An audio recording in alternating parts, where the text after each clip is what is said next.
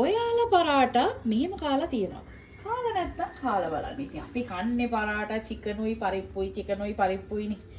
පරාටා ටික පොඩියට කඩා ගන්න. මේක නම් ටිකක් උණුයි.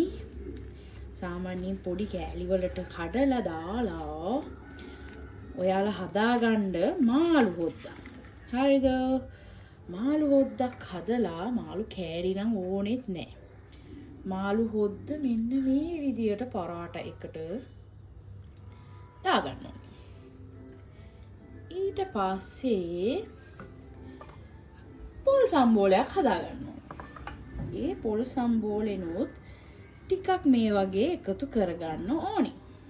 පොල් සම්බෝලෙත් එකතු කරාට පස්සේ මෙන්න මේ හොද්දේ පොල් සම්බෝලයි පරාටයි හොඳට මේ විදියට අනා ගන්න ඕනේ.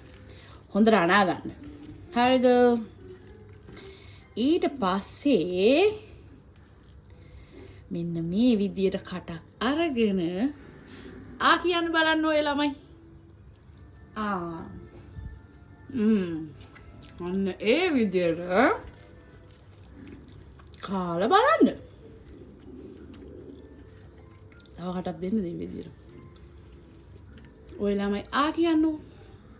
ඊගාවට මේ ළමයා කනවා.